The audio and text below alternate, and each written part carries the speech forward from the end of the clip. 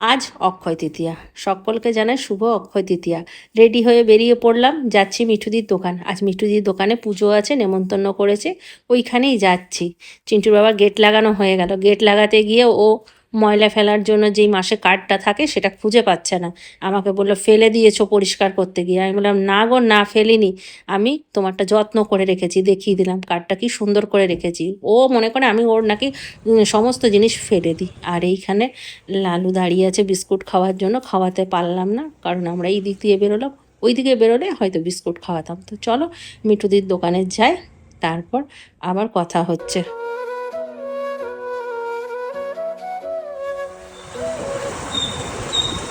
শুভ অক্ষয় তৃতীয়া। সকাল থেকে বেরোইনি, অক্ষয় তৃতীয়া বলে বুঝতেও পারিনি। এখন তোমার কাছে এসে বুঝতে পারলাম যে আজকে অক্ষয় তৃতীয়া। কাকিমার ফটো রেখেছি, নিয়ে বসে আছি। প্রত্যেকবার এই দিনে মা থাকে।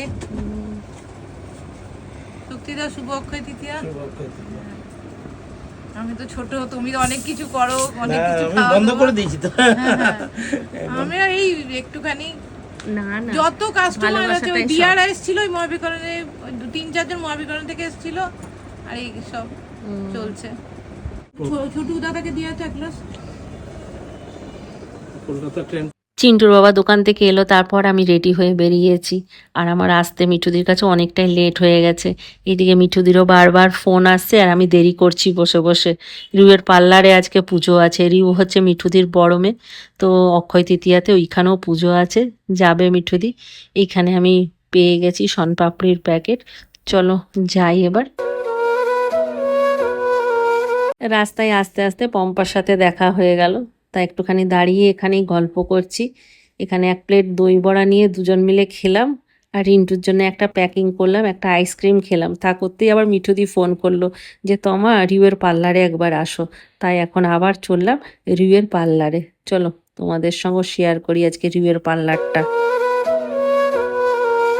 এই হলো রিউয়ের পরিপাটি। নামটা খুব সুন্দর পার্লারের, তাই না? পরিপাটি। পরিপাটি যখন ওপেনিং হয় তখন আমি ছিলাম ব্যাঙ্গালোরে, নেমন্তন্ন করেছিল, কিন্তু আমার তো আসা হয়নি, চিন্টুর বাবা আর একা আসেনি। চলো ভেতরে গিয়ে দেখাই একবার তোমাদেরকে পার্লারটা ঘুরে।